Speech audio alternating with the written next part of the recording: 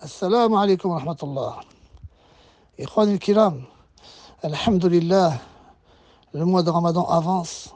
Là, on est le deuxième jour. C'est là où on commence à mieux s'organiser pour le temps. Naam, à mieux prendre des repères pour que la suite, on le gère le mieux possible.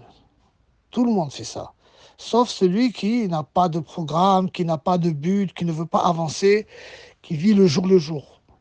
Celui-ci est un grand perdant. Celui qui s'organise et qui réfléchit avec les repères dont il prend pour gérer le mieux son temps, pour avoir comme objectif profiter le maximum de ce mois de Ramadan en bénéfice. Naam, le temps. Les ignorants qui disent Naam, je passe le temps, je vais là-bas, je vais tuer le temps. Ce qui met des futilités énormes où il n'y a aucun bénéfice pendant le mois de Ramadan à perdre le temps. Le temps, on le gère pour se reposer, pour pouvoir mieux attaquer la lecture, les adkar, le qiyam, ou pour aller mieux s'organiser pour les courses, pour ce qu'on doit faire, pour gérer le ramadan, de façon qu'on tire le plus grand profit.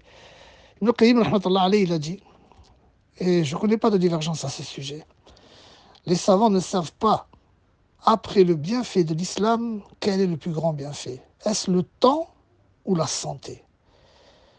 Le temps et la santé, subhanallah. Le temps, comme Allah tabaraka wa ta'ala, il a juré dans Surat al-Asr, wal asr inna al-insana lafi khasr.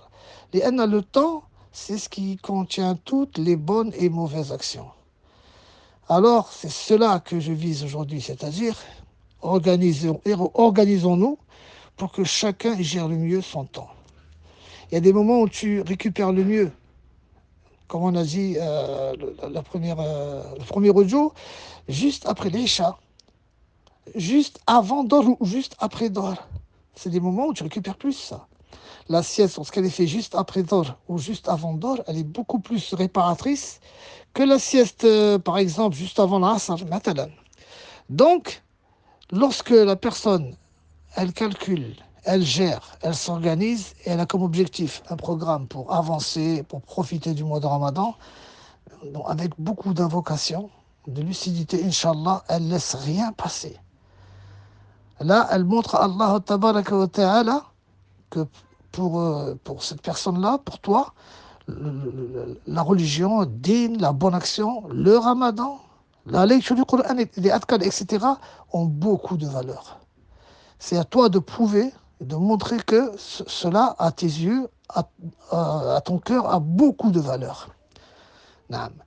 Plus de valeur encore que quoi que ce soit.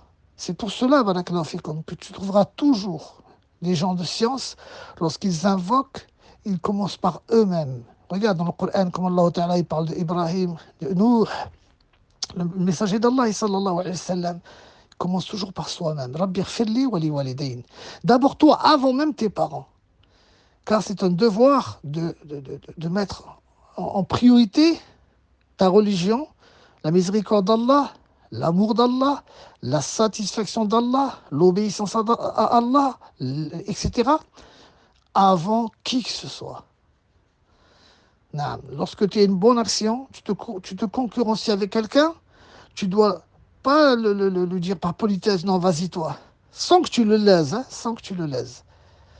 Par exemple, celui qui vient à la mosquée et qui a une place devant, il doit se concurrencer avec la personne pour prendre la place devant avant lui, mais à condition qu'il n'est pas arrivé après lui et il le lèse. Non. D'accord? Si jamais tu arrives avant ou en même temps, ou là, vous êtes tous les deux là et un trou s'ouvre, vous devez tous les deux essayer de prendre la place pour montrer à Allah que ça a beaucoup de valeur. Tu ne dois pas le dire non par politesse, vas-y toi, vas-y toi. Ça prouve que ça n'a pas de valeur. Hein, ça aurait été une chose qui, de ce bas monde matériel, tu n'aurais pas laissé. Surtout si c'est une chose qui a beaucoup de valeur, énormément de valeur. Ben, c'est ce que tu dois montrer à Allah. Sauf lorsque c'est pour ton père. Lorsque c'est ton père, tu as le droit de dire, vas-y, de laisser la place à ton père. Donc cela pour toute la religion. Et encore plus pendant le mois de Ramadan. Car le mois de Ramadan, les bonnes actions sont multipliées de valeur. Naam. Entre parenthèses, je vous donne aussi une faïda, c'est que celui qui arrive en dernier, par exemple, ou parmi les derniers, et qui réussit à passer le troisième rang, puis le deuxième rang, puis le premier rang, il n'aura pas la bonne récompense que celui qui est arrivé avant lui, qui est assis depuis un quart d'heure en train de faire ses adkar, et pourtant il est au deuxième rang. Les gens de science ont dit que celui qui est assis depuis un quart d'heure, par exemple, Sheikh Ruhaili, par exemple, hein, celui qui est assis depuis un quart d'heure, 20 minutes, et toi tu viens d'arriver, pourtant tu l'as passé, tu es au premier rang, et pourtant lui il aura plus de récompense que toi alors qu'il est au deuxième rang. Non. Car à la base, le premier rang, la sagesse, c'est de bien sûr d'arriver en premier à la mosquée pour combler les rangs. Non.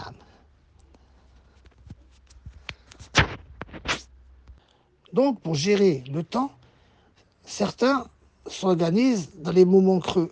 D'autres profitent, car par rapport à son emploi du temps, par rapport à chacun à son contexte différent, chacun est différent. Hein. Chaque moment court, il profite de la lecture du Coran, entre l'adhan et l'iqama, en allant à tel endroit lorsqu'il a une attente, etc., etc. Chacun, mes frères, il s'organise pour gagner du terrain en ce qui concerne les bonnes actions, la lecture du Coran, les évocations, les adkar, les doigts. Vous savez, barakallahu fikoum, que le Coran fait partie des évocations. Le Coran fait partie des adkar. Mais ce sont les meilleurs adkar qu'on dit avec la langue. Non, parce qu'il y a d'autres formes d'évocation. C'est pour ça qu'on appelle ça rappel. Rappel, ce qui veut un lien avec la mémoire. Celui qui, lorsqu'il marche dans la rue, ou lorsqu'il va faire ses courses, ou peu importe, il est toujours dans le rappel de est-ce qu'Allah aime ceci, est-ce qu'Allah n'aime pas cela. Est-ce qu'Allah aime ceci, est-ce qu'Allah n'aime pas cela. Ça fait partie des meilleures évocations. Ad-dhikr. Mais pas avec la langue, ça c'est avec le cœur. Ce avec la langue, c'est le Coran. Mais au-dessus de tout, il a dit Cheikh Al-Albani, rahmatullahi alayh, par exemple, je crois que c'est dans Islah al-Masajid ou dans Tamam al-Minna. Il a dit, mais le meilleur, pardon, c'est dans le livre du Jumu'ah. Voilà, je me souviens. Dans le livre du Jumu'ah, il a dit Cheikh Al-Albani, le meilleur des paroles, mieux encore que l'évocation, c'est d'ordonner le bien, c'est-à-dire de recommander le bien et de blâmer le mal. Il se base sur le hadith où le messager d'Allah sallallahu alayhi wa sallam a dit que celui qui parle le jour du Jumu'ah, il dit à son compagnon, incite, fala jumu'ata lah, faqad laghaw wa man laghaw fala jumu'ata lah. C'est un hadith. Celui qui dit à son compagnon, tais-toi ou chute, il a commis une futilité. Celui qui commet une futilité n'a pas de Jumu'ah. Donc, le mieux, c'est le meilleur des évocations itlaqan, hein, c'est celui qui ordonne, recommande le bien et qui blâme le mal. Subhanallah, le temps, mes frères, il est tellement précieux que si vous méditez ou si on fait une assise et on regarde toutes les bonnes actions qu'il y a à faire, rien que dans les évocations, Subhanallah walhamdulillah wa la ilaha illallah wallahu akbar, Subhanallah wa bihamdi, la hawla wa la quwwata illa billah, le Jumu'ah, Allahumma salli wa sallam ala Muhammadin wa ali Muhammad. Astaghfirullah al-azim alladhi la ilaha illa huwa al-hayyul qayyum wa atubu ilayh. Il y en a d'innombrables. Les adkar que tu as le matin, les adkar que tu as le soir, les adkar que tu as après les 5 prières, ceux quand tu rentres chez toi, quand tu sors, quand tu montes dans le véhicule, quand tu mets tes vêtements, quand tu vas à la mosquée, quand tu sors de la mosquée, quand tu rentres. Wallahi, mes frères, le temps, il est très court. Celui qui veut vraiment profiter, il a tout ce qu'il faut devant lui, à lui de se servir comme ça, il se sert et il remplit. Et wafir, c'est-à-dire c'est abondant, ça finit jamais. C'est, comme juste une question de volonté, de réflexion, c'est-à-dire il sait ce qui est futile, il sait ce qui est important, et d'organisation, il s'organise.